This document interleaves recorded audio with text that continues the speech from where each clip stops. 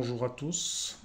Alors aujourd'hui une vidéo au sujet du Red Dot viseur point rouge Vector Optic Frenzy.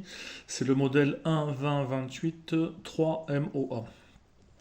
Je l'avais monté précédemment sur le Reximex RP, sur lequel maintenant j'ai mis une lunette que j'utilise plus en mode petite carabine, mini carabine. Et du coup, j'ai monté ce point rouge sur l'Artemis, comme vous pouvez le voir, le PP700 SA.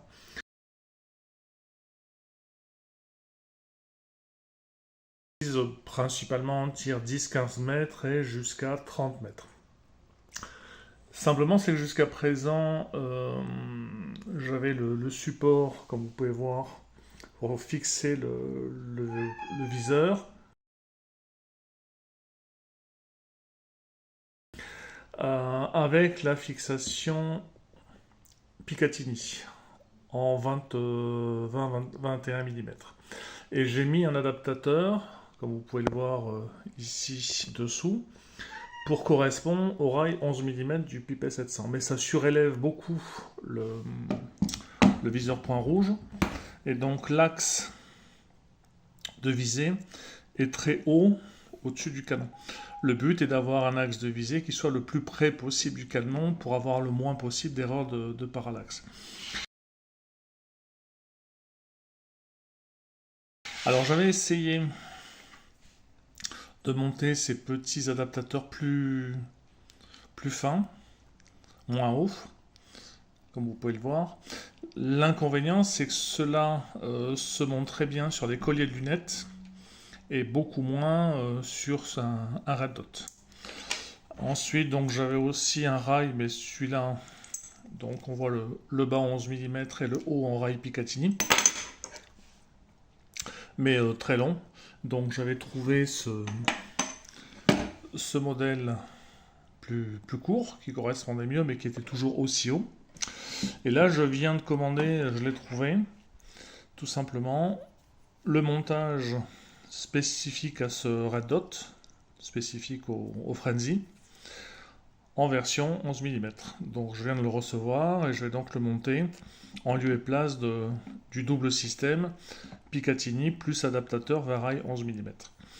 Donc l'intérêt aussi du Red Dot Frenzy, celui-ci, après il est réglable, on le voit, voilà, en hauteur et en dérive latérale avec ces deux vis. Vous avez deux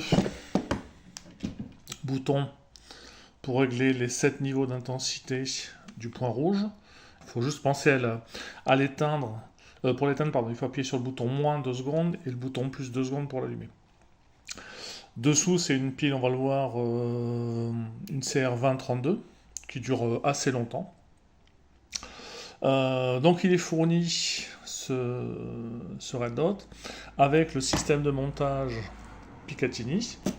Donc on trouve également avec le système de montage rail 11 mm, mais également, puisqu'à un moment donné, je l'avais monté sur cette réplique de Glock, avec le montage spécifique au Glock. Donc là, c'est la version 4 qui vient se fixer dessus. Donc on peut vraiment le monter sur quasiment toutes les armes. Je procède au démontage.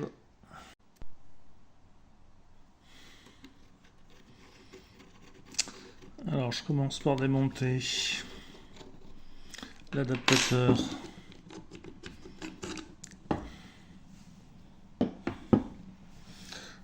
11 mm » comme on peut le voir. Et ensuite pour démonter le système ici, c'est une petite clé, alors non pas une clé Allen, mais c'est une clé en étoile qui est fournie avec le Red Dot.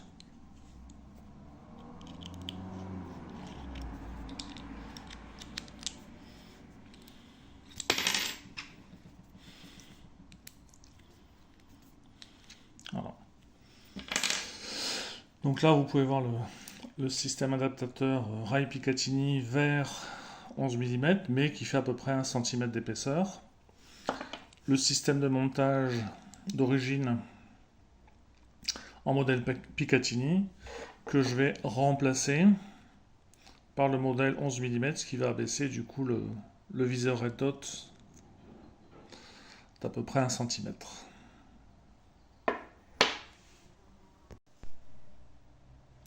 Alors que ce soit pour le fixer ici sur le côté en rail Picatinny ou en rail 11 mm, ou pour changer le système de support, c'est exactement la même, les mêmes vis avec la clé Allen en étoile.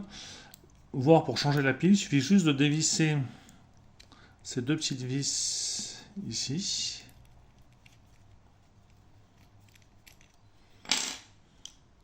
Voilà.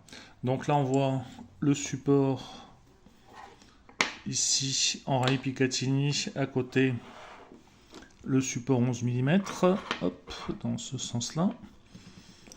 Et là on voit sous le viseur point rouge, sous le red dot, la pile CR2032, comme je vous disais qu'il y aura assez longtemps. Donc il suffit tout simplement de venir mettre les 4 petits tétons dans les 4 petits trous aux 4 angles. Du coup, ça s'ajuste parfaitement. De resserrer les 2 petites vis et de remonter l'ensemble. C'est simple, c'est fonctionnel, c'est efficace.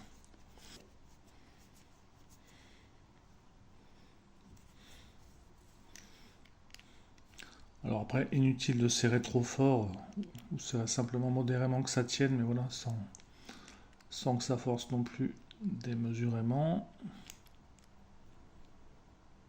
Hop, voilà. Sur le côté latéral, la vis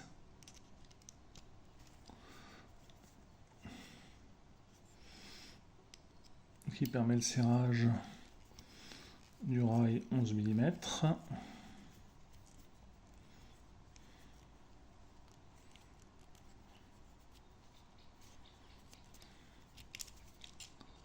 Voilà, suffisamment écarté. On vient glisser le tout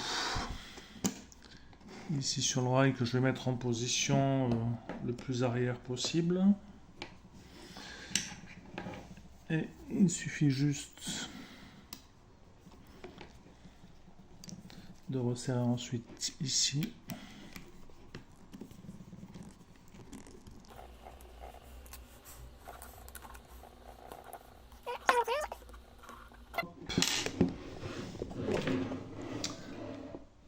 Et voilà le rail monté qui effectivement est beaucoup plus fin et permettra d'avoir une visée beaucoup plus basse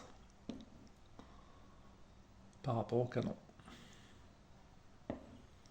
Je pense que ce que je vais faire aussi, c'est qu'on peut voir ici le système d'ouverture pour mettre le plomb qui ne s'ouvre pas complètement à 90 degrés.